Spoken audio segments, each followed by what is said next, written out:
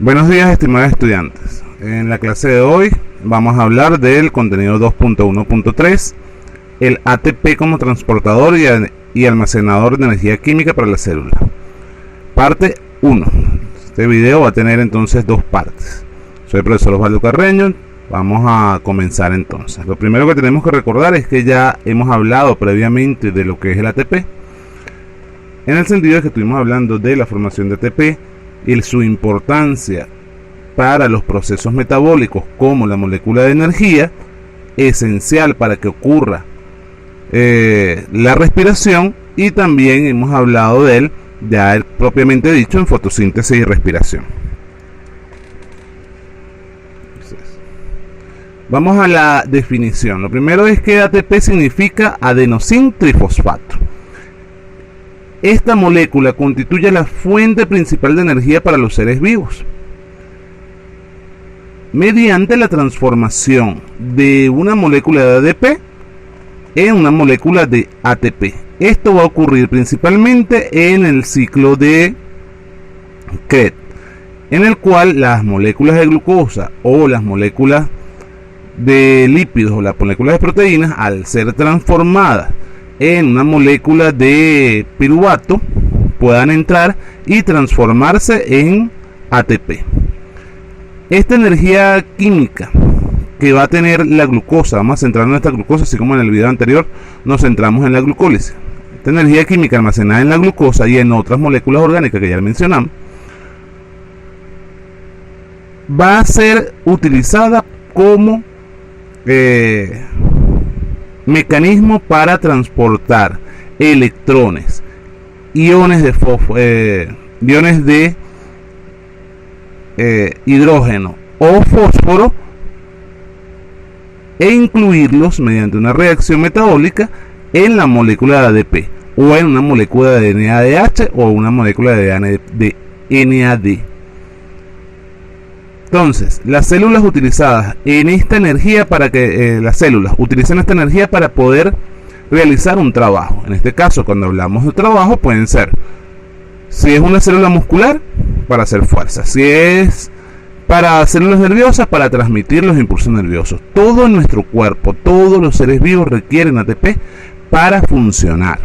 Si hablamos de células vegetales, entonces ellas lo van a utilizar para transportar los nutrientes, o en crecimiento, si hablamos de todas las células, para poder sintetizar sus materiales internos y poder producir nuevas células. En el hecho de producir nuevas células, entonces estamos hablando de que él ya pueda crecer. Cuando las células van a degradar glucosa, van a liberar energía. Eso tenemos que tenerlo siempre presente en este proceso. En este caso, en la parte 1 va a hablar de la introducción del ATP. Luego veremos los procesos químicos que van a ocurrir. La mayor parte de esa energía almacenada en la glucosa, que es la molécula que estamos dando como ejemplo, se va a convertir en ATP. Abajo tenemos una molécula de ATP. Esa molécula entonces está constituida por un grupo de adenina, un grupo de ribosa y un grupo fosfatado. Cuando hablamos que hay 3 grupos fosfato, entonces estamos hablando del ATP. ¿Por dónde va a haber la unión o la formación desde el ADP al ATP, o del ATP a transformarse en ADP? En el último grupo fosfato, que es el que está más alejado de la molécula de ribosa, es a donde se van a ver rupturas de enlaces para liberar energía, y esa ruptura de enlace, cuando se libera la energía, es la que va a ser responsable de que el ATP pueda facilitar energía en forma de electrones al resto de la célula para trabajar, en este caso en la cadena transportadora de electrones, que si hablamos de respiración. Todo este proceso va a estar mediado por una enzima. La enzima va a ser la ATPasa o la ATP sintetasa, como ustedes, si estamos hablando de la síntesis del ATP en el proceso inverso. En el proceso inverso, simplemente la última molécula va a recibir energía de la glucosa a través y del agua para poder crear una unión entre un grupo fosfato que ya se formó y la molécula de ADP. Si hablamos del proceso de rompimiento, se va a formar en cuanto a energía 30,5 kJ por mol de molécula. Entonces, estructura del ATP. Vamos a hablar primero de la estructura de la adenosina. La adenosina va a ser una base nitrogenada formada por adenina. Y la ribosa es un azúcar de 5 carbonos. Lo tenemos por acá. Adenina y ribosa. Ellas van a estar unidas por un puente, un enlace que va a permitir que las dos empiecen a acumular energía.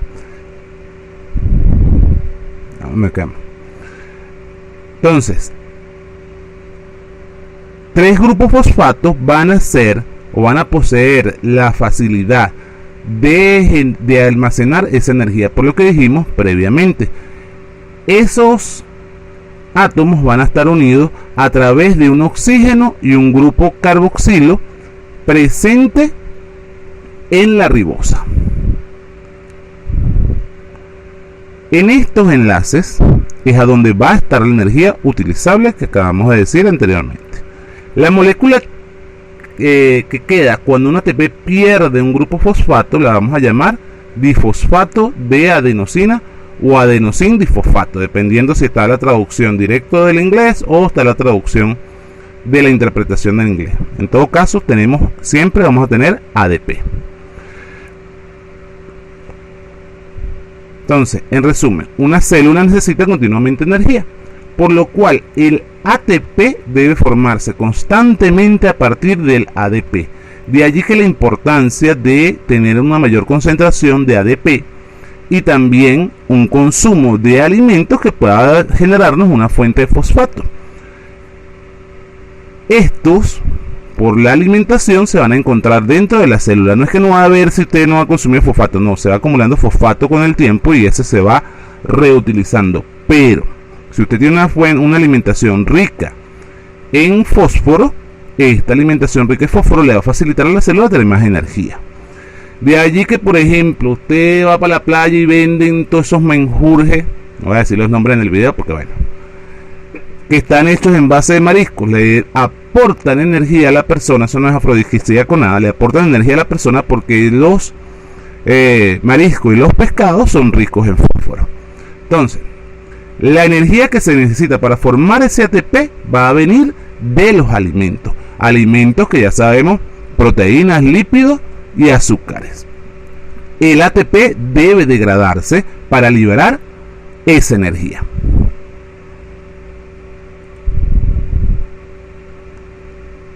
Vamos a lo siguiente.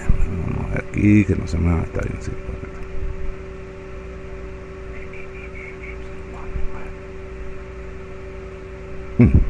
Ya va, disculpen que esto se cayó. ¿Se salió? Ahora sí. ¿Dónde se da esa degradación de la glucosa? La degradación de la glucosa se va a dar en la respiración aeróbica. Ya lo habíamos mencionado anteriormente a través de unas rutas metabólicas. En esta respiración vamos a utilizar oxígeno como aceptor de electrones. La respiración entonces aeróbica se va a originar se va a dar en 2 etapas, una a través del ciclo de Krebs y la otra a través del transporte de electrones producidos durante el ciclo de Krebs o durante la glucólisis. En las células eucariotas esas reacciones van a tener lugar dentro de la mitocondria, dándose en ella el 95% del ATP producido. En las procariotas va a estar un centro específico dentro de la membrana plasmática. Recordemos que las procariotas no tienen organelos celulares. Ellas los forman en el momento que los necesita y luego desaparecen. Para la respiración, entonces, vamos a necesitar, mejor dicho, unas moléculas de glucosa o algún carbohidrato, oxígeno, enzimas que trabajen sobre él para producir dióxido de carbono, agua, y lo que nos estamos resaltando en esta clase es el ATP, que es lo que sería la incorporación a esta ecuación ya a nivel de cuarto año.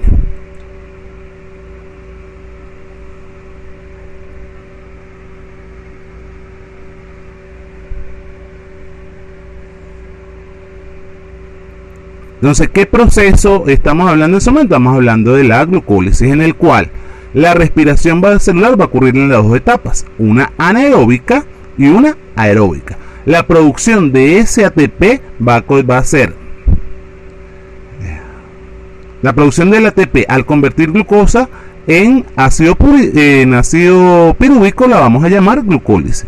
El ácido pirúvico es un compuesto que va a estar formado de 3 carbonos. Recordemos que la glucosa o la mayoría de los azúcares con los que trabajamos normalmente son de 5 o 6 carbonos. Generalmente trabajamos con la glucosa porque tiene 6 carbonos. Esta glucólisis ocurre en el citoplasma de la célula, es anaeróbica, no va a requerir oxígeno. Esa reacción va a utilizar 2 moléculas de ATP, pero ya vimos en las láminas de respiración que esas 2 moléculas se recuperan con creces, ya que ahí en el proceso de la respiración se van a producir de 36 a 38 moléculas de ATP por cada 2 ATP invertidos en la glucólisis. De hecho, ya la glucólisis genera una ganancia de ATP poca, pero la genera que son de 2 o 4 moléculas. El hidrógeno que se va a liberar en esa primera instancia va a ser el transportador de electrones que nos va a permitir que se forme no solamente el ATP, sino el NAD o el NADH.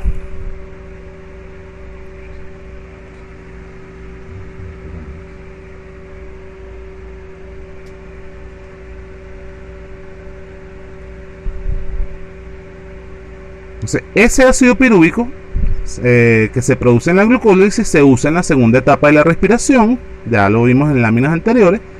La glucólisis va a liberar el 10% de la energía disponible en la célula de la molécula, del 10% de energía disponible de la glucosa, y se va a almacenar en forma de ATP y en forma de NADH. Recordemos que la NADH vale más o tiene más energía almacenada que el ATP. De allí que podemos decir que una NADH vale más que el ATP. La energía restante de la glucólisis, de la glucosa, la vamos a liberar al romper las moléculas del ácido pirúvico junto con la producción entonces de dióxido de carbono. Vemos un esquema general. En la parte de abajo tenemos el piruvato, el cual va a liberar dióxido de carbono, va a liberar acetaldehído. Ese acetaldehído se va a convertir en acetilcoenzima A y luego va a entrar entonces la formación de NADH, que es una molécula energética por excelencia.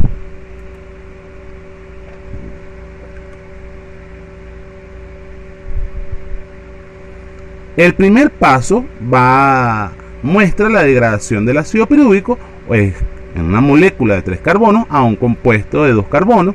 Este compuesto de 2 carbonos es el ácido acético, unido a una coenzima que se denomina coenzima A o acetilcoenzima A. Al formarse la acetilcoenzima A se produce una molécula de dióxido de carbono.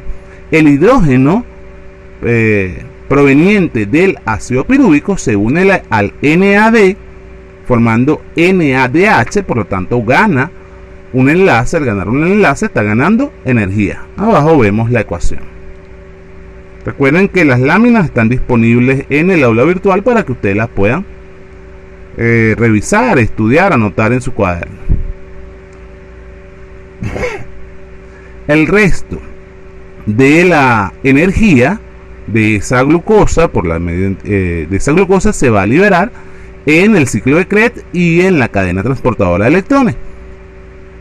El ciclo de Krebs lo vamos a conocer también como el ciclo del ácido cítrico, en el cual el acetilcoenzima A va a entrar a una serie de reacciones en las cuales se va a degradar por completo esa molécula que teníamos inicial de glucosa. Los pasos, recordando un poquito lo que teníamos anterior: el acetilcoenzima A se une a un compuesto de 4 carbonos formando ácido oxalacético para formar un compuesto de 6 carbonos. en este caso el ácido cítrico. Por eso lo llamamos el ciclo del ácido cítrico. En esas reacciones el ácido cítrico va a formarse o a transformarse en ácido oxalacético.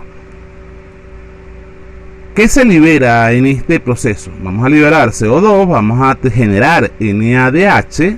Decimos liberas porque sale de el ciclo, sale de la célula, ya que es un producto tóxico para nuestro organismo. Va a generar FADH y va a hacer y va a permitir esto que se forme el ATP. Una vez transformado todas las moléculas, el ciclo vuelve a comenzar, evidentemente con una nueva molécula de glucosa.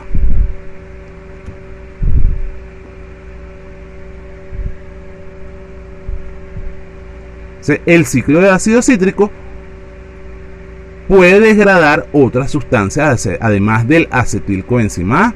Algunas de sustancias producidas van a degradar lípidos y otras van a degradar proteínas, pero ya sabemos que esa es otra ruta metabólica en la cual va a participar el ciclo de Krebs, el ciclo del ácido cítrico. En todos los casos vamos a obtener energía y vamos a obtener dióxido de carbono. El resto de los electrones para tener la producción total de ATP, se va a la cadena transportadora de electrones, a donde cada ciclo de ácido cítrico va a liberar el ATP, pero la mayor cantidad de esa energía va a estar en forma de NADH y de FADH2. Los electrones que se asociaron para formar el NADH y el FADH2, debemos ahora romper esos enlaces para poder obtener la energía libre de ellos y poder obtener una energía utilizable por la célula. Ya sabemos que la energía utilizable va a ser la descomposición de ese ATP. Vamos a verlo más a profundidad, viendo directamente la cadena transportadora de electrones como tal.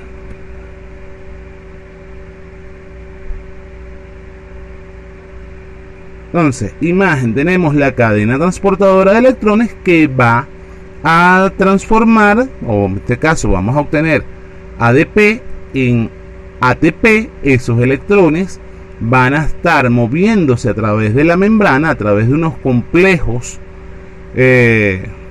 proteínicos que van a permitir que haya una diferencia de carga eléctrica y las enzimas puedan trabajar en él, principalmente la enzima ATP sintetasa. Vamos por partes. Cada portador está a un nivel de energía más bajo que el anterior, después de lo que llamemos cadena transportadora de electrones. La energía que se va a liberar se va a transferir a un electrón portador. Generalmente eso lo vamos a transportar a través de el hidrógeno y las moléculas que están dentro de la célula, que vamos a llamar entonces los iones. En la cadena de transporte de electrones se van a producir 32 moléculas de ATP por cada molécula de glucosa degradada. La ganancia neta de ATP producido en la glucólisis va a ser de 2 y 2 más que se van a producir en el ciclo de ácido cítrico. De allí que podemos hablar de una ganancia neta de 36 moléculas de ATP por una vía. Recordemos que tenemos 2. Por la otra vía vamos a ganar 38. Vamos a seguir.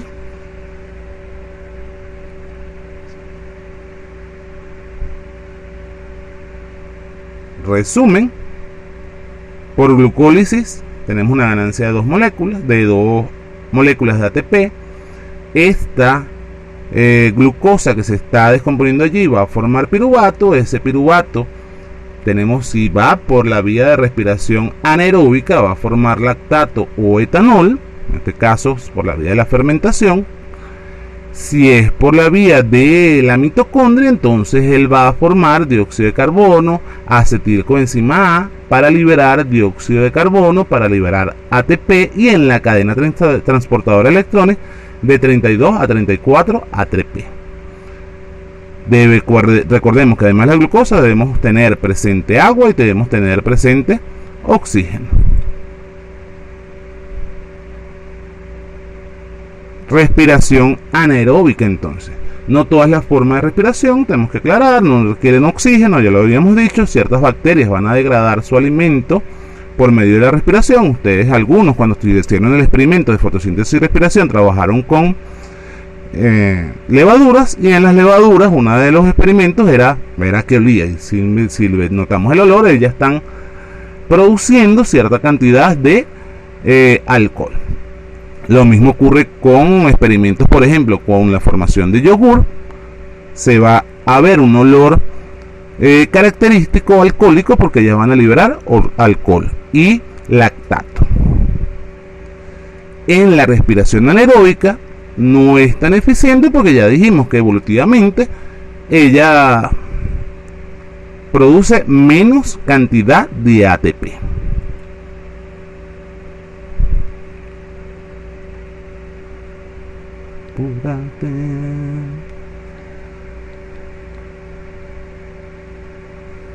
Vamos a los procesos de fermentación, que es una forma de respiración anaeróbica. Igual, degradamos glucosa para producir energía utilizable. En esta respiración, el aceptor de electrones, una sustancia inorgánica que por lo general es el oxígeno. Las fermentaciones por esta vía degrada la glucosa, liberando energía, utilizando sustancias orgánicas como aceptores finales. Algunos seres vivientes, como bacterias, obtienen energía solamente de la fermentación. Ellas no van a necesitar oxígeno. En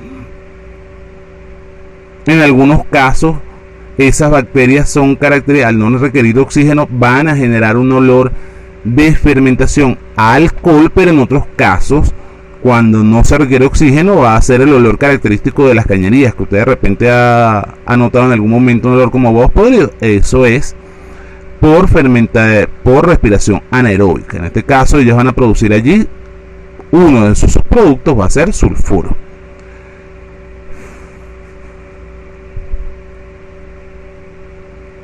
En los seres vivos, nosotros también podemos generar en periodos cortos algún tipo de respiración anaeróbica, y sabemos que en ese tipo de respiración anaeróbica se va a producir lactato, que es el responsable del dolor de los músculos. También más adelante tenemos un ejemplo de eso. Que es el ejemplo que le estamos diciendo. En las células musculares, cuando es corto tiempo, por ejemplo, usted necesita hacer una carrera rápida, no necesita mucho oxígeno, 100 metros, no se utiliza oxígeno, pero se produce mucho lactato, y en este caso alcohol, y eso es lo que genera el dolor muscular.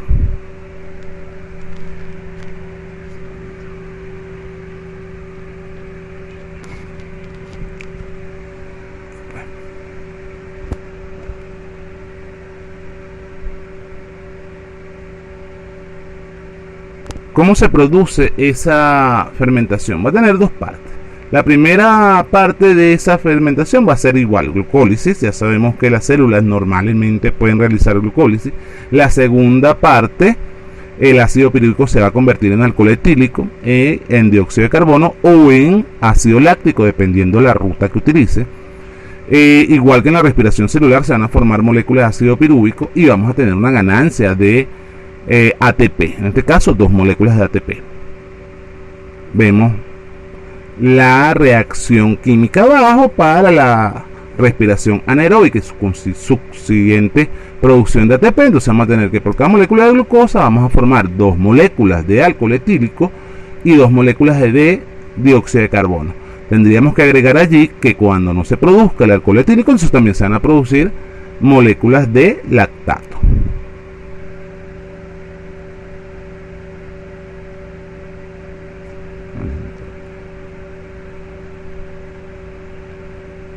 Vemos el ejemplo que le estamos diciendo. Células de levadura llevan a cabo fermentación alcohólica, la misma que se hace para que la masa crezca, que es el experimento que le estaba refiriendo, con los diferentes tipos de azúcares. Los responsables de que la masa crezca es esas levaduras que están produciendo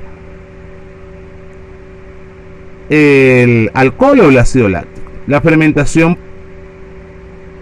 que forma ácido láctico la vamos a llamar fermentación del ácido láctico. Vemos de nuevo la forma del ácido láctico abajo, igual una ganancia de 2 ATP. Ya sea que se produzca alcohol o se produzca ácido láctico, se van a ganar siempre 2 ATP. Esa fermentación láctica es importante para la producción de alimentos lácteos, como el queso y el yogur, que es el ejemplo que le estaba dando del experimento a aquellos que hicieron experimentos con yogur. Simplemente un poquito de leche, colocamos 1 o 2 cucharadas de yogur y si dejamos suficiente tiempo a una temperatura normal, va a ocurrir fermentación láctica y esa leche se va a transformar de nuevo o mejor dicho, toda la leche se va a transformar en yogur, porque se van a reproducir los fermentos del yogur.